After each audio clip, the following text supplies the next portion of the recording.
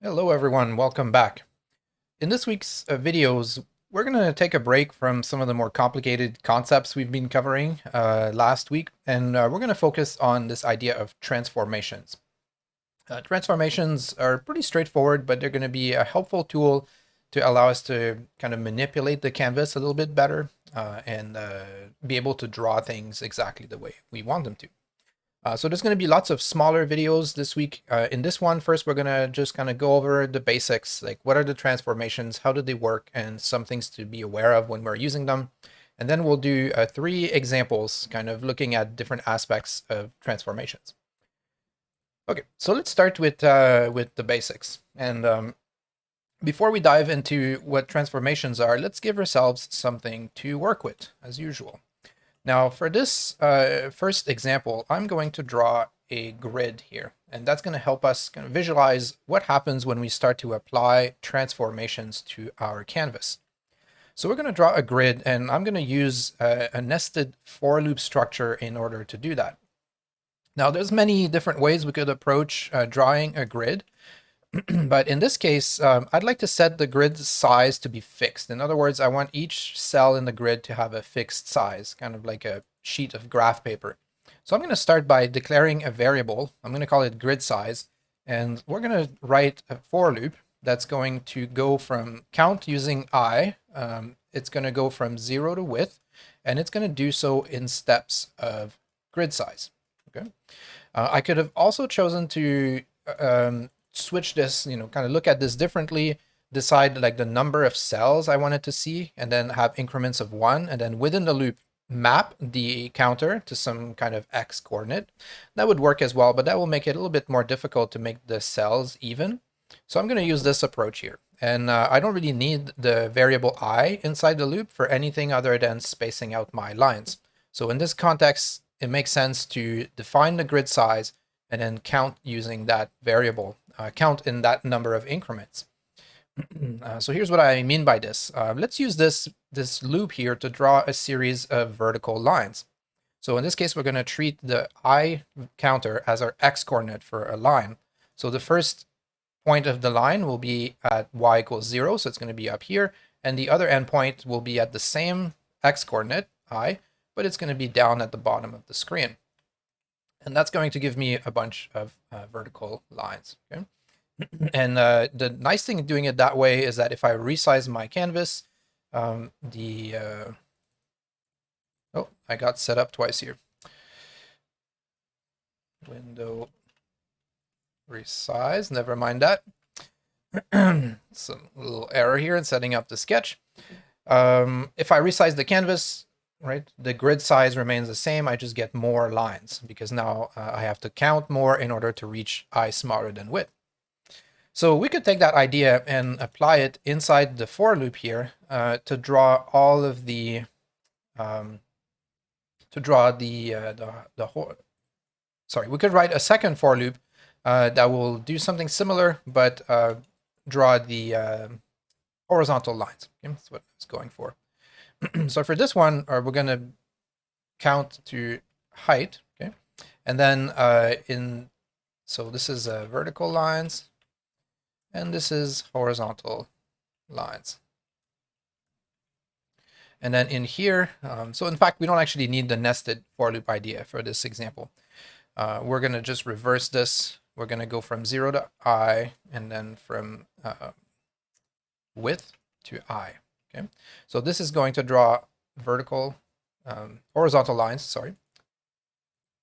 Okay, and then giving me kind of this grid shape. And if I resize my window, the grid size remains constant. All right. So the purpose of this grid is really to help us understand the transformations a little bit better. There we go. If we went with the nested for loop idea, we could have also created a grid by drawing a series of squares. This would have been more like the nested for loops, but with lines here, we can do it with 2 separate for loops. Okay, so enough preamble. So what are transformations? Well, transformations are pretty straightforward.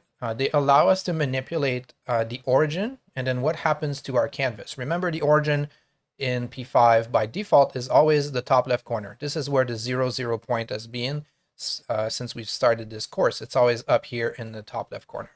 With transformations, we can change that. And we basically have a handful of commands we need to wrap our head around. So here are the transformations. We have translate, rotate, and scale. So if you've worked with any kind of graphics program before, you're probably familiar with these concepts.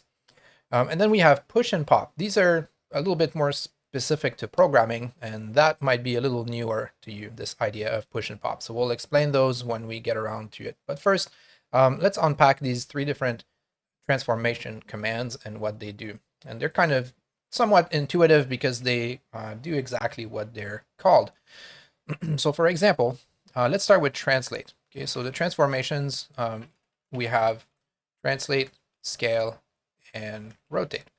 So let's start with translate. So what translate does is it translates the origin by a certain amount. So if I was to translate the 0, point, let's say by 200 and 200, and then run the sketch. Now my 0, point is over here. It's been translated by a certain amount. Okay, so it's been translated to the right, translated down along the y-axis. Now this is now the 0, point. Okay? And we can see that because I haven't changed how my lines are being drawn. And in fact, over here, if I go and draw a, let's say, a rectangle at 0, and I'm going to make that rectangle a square, 100 by 100. I run the code, right? I'm drawing this square at 0, but it's appearing over here because my origin has been translated. Okay? So translate simply moves the origin by a certain amount. The only thing to kind of pay attention to with translate is that it does not move the origin to that particular coordinate. It translates it by an amount, which kind of implies that translates are going to be cumulative, just like all the other transformations. So what I mean by this is that if I was to translate again, let's say translate here 100, 100, right down there.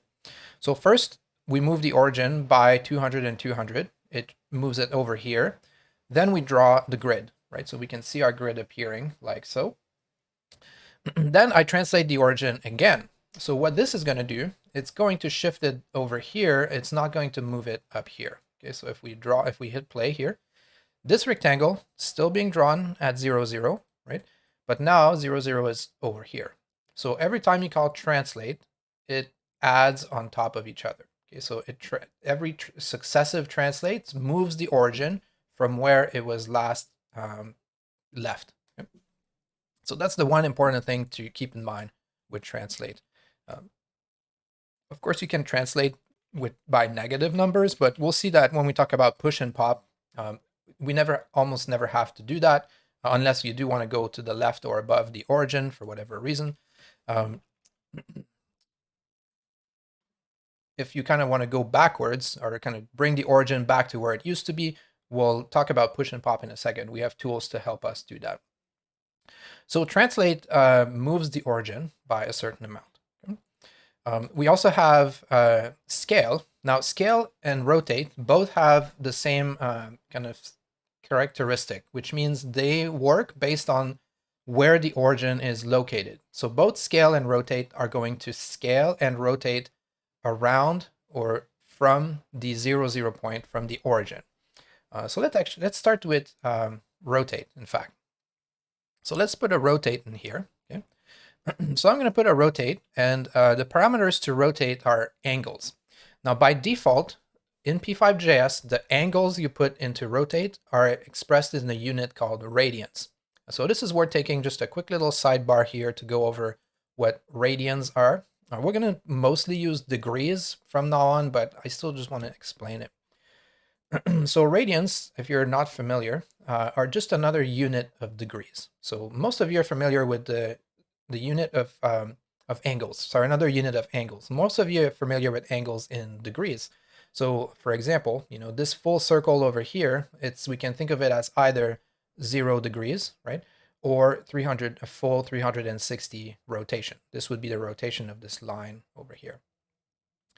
45 degree, right? So this is as if 0 degrees over here, and we rotate by 45, that takes us down here.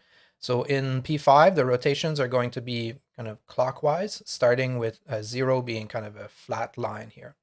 So this is 45 degrees, right? 90 degrees, forgive my clumsy graphics here, and so on and so forth. We have 180 degrees, that's a half rotation, right? 270 degrees, it's 3/4 of a rotation. And then we can go back to the beginning. This is why I put 360 here. So a full rotation brings us back 360 degrees.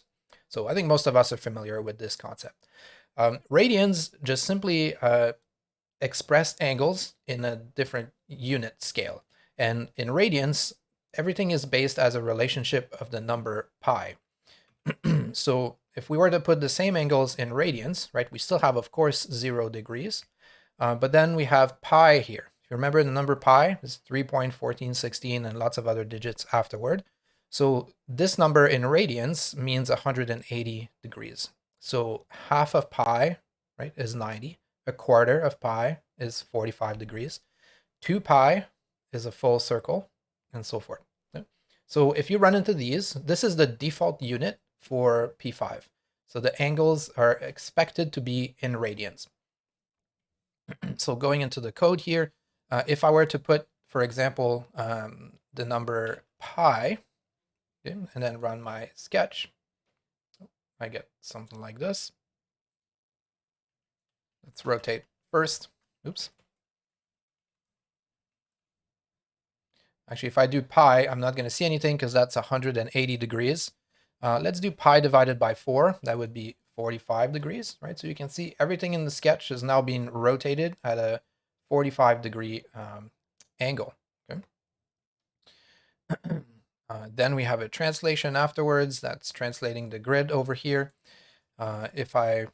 And so on and so forth. So if you're comfortable with the idea of the number pi here, it's all caps, and you can use fractions of pi to express your degrees. You can do that, your angles, but we can also at the beginning of our sketch say angle mode degrees. And that line of code here is going to just say from now on, all the functions that take angles, like rotate, are going to expect an angle in degrees. So now if I put in this angle, right, this is now a small number. It did shift the rotation a little bit, but now we can put in a number in degrees if we wanted to, 45. And we're going to do that from now on just because it's going to be less confusing for most of you.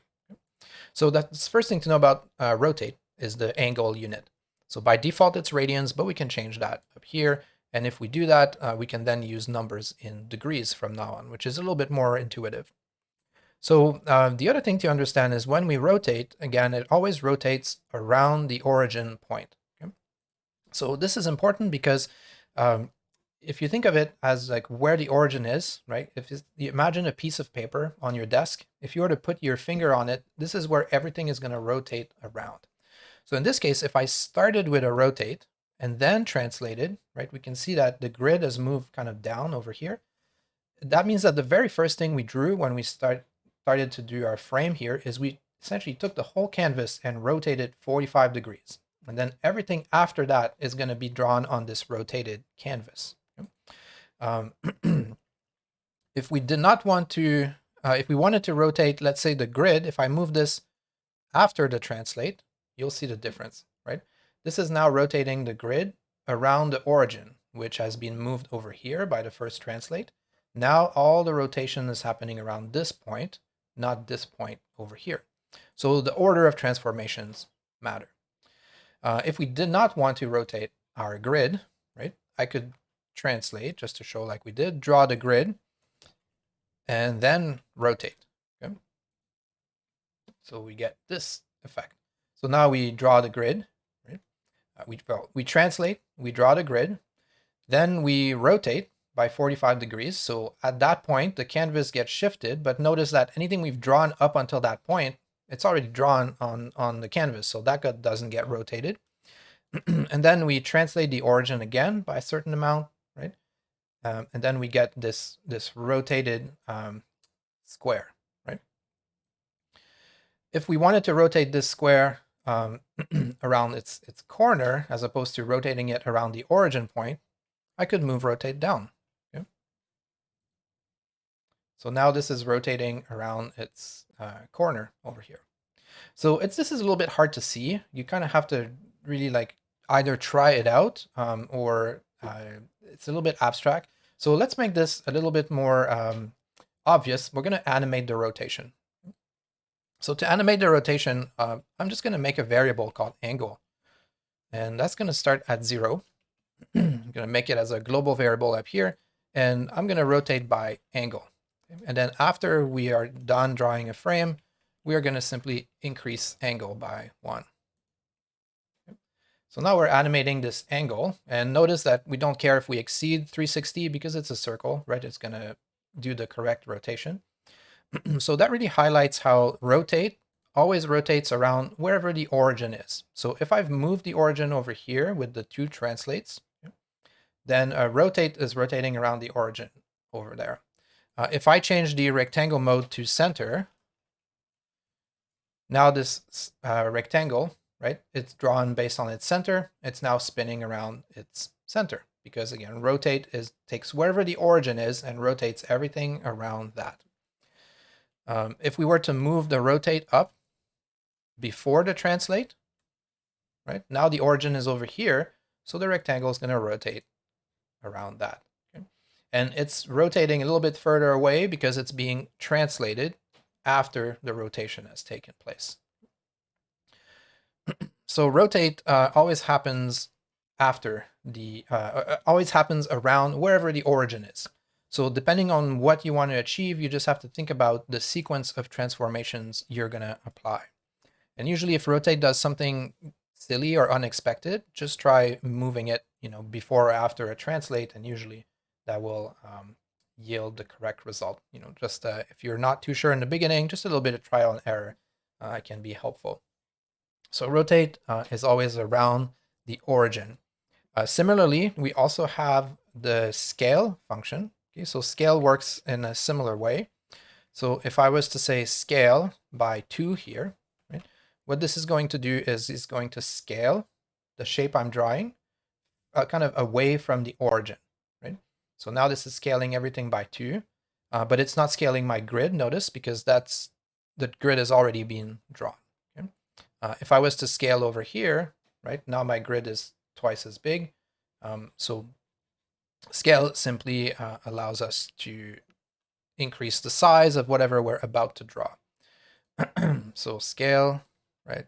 Scale of 4. I'm still drawing the same size rectangle, just increase the scale. The other neat thing that scale can do is it can have different values, right? So you can scale along one axis and not the other.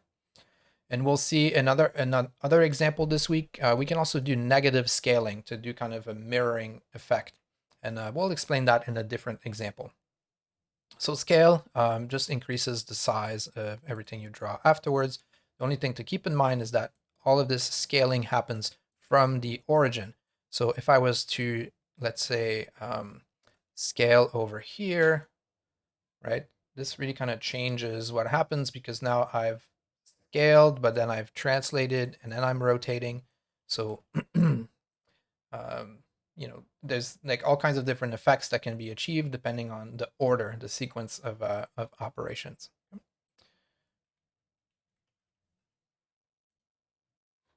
So here, if I first rotate, right, then stretch out the paper by scaling, then draw my rectangle, it doesn't get skewed anymore. So there is like no right or wrong necessarily. It's just important to understand that the sequence that you're going to do your transformations matters because it's all cumulative. Okay. Now, let's say we wanted to, this is our composition for whatever reason. This is what we want. And let's say I wanted to draw a circle that's going to follow my mouse cursor on top of all this. Okay. I could go over here and then I could go circle, mouse X, mouse Y, 100.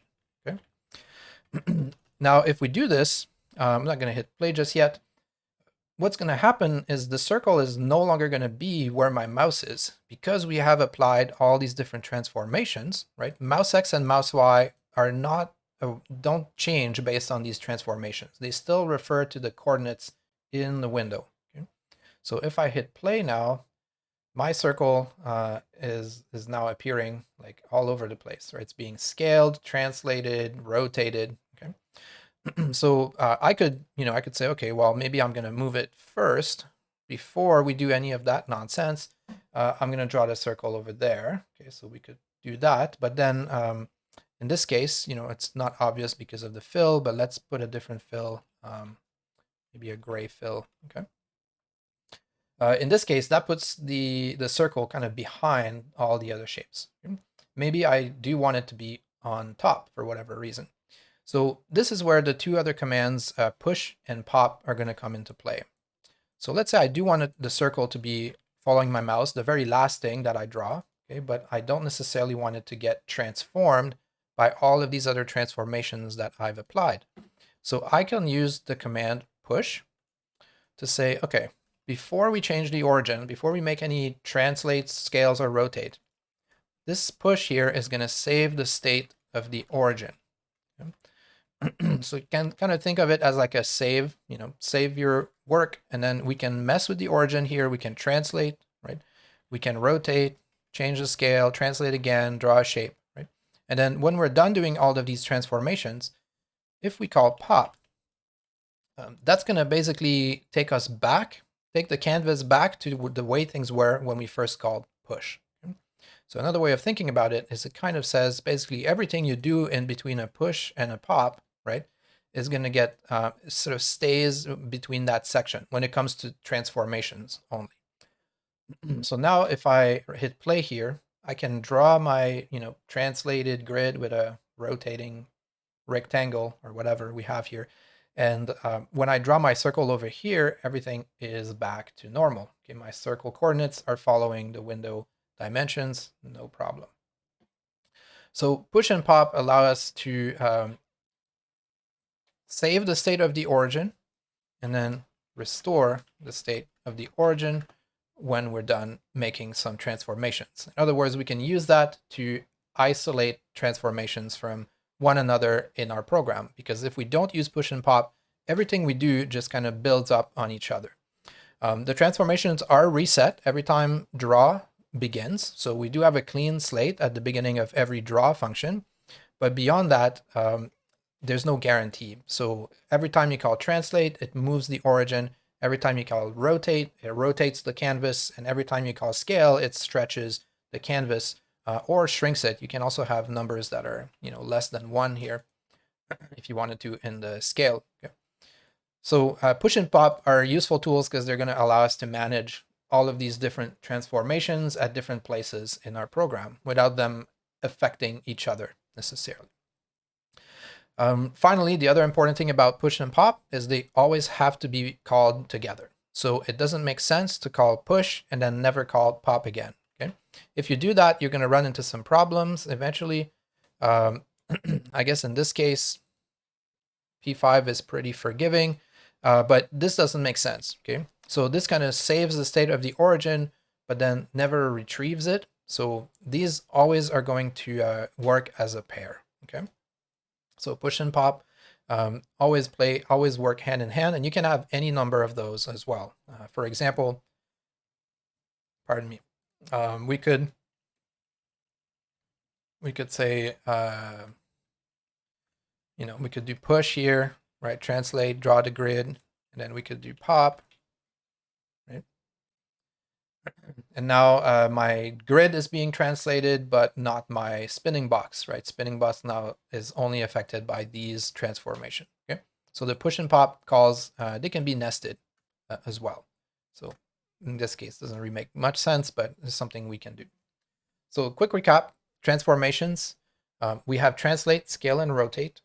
They basically affect the canvas and everything that we draw after we've called them. So either translate moves the origin, scale stretches the canvas or shrinks it, and rotate spins the canvas around the origin.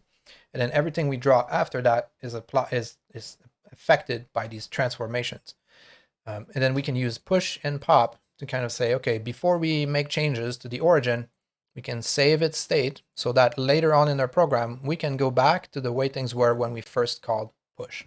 So pop here kind of becomes a bit of an undo button for the transformations, and that allows us to create these sections in the code that will have as many transformations as we need and then don't need to affect what comes next. All right. So what we're going to do for the rest of this week's examples is we're going to just kind of explore different facets of transformations through 3 small examples. We're going to do a clock. We're going to do kind of a mirror effect using a crude drawing tool. And then we're going to do a spinning spiral, colorful spiral. And we're going to use that as a way to get more practice with these transformations. So I'll see you in the next video.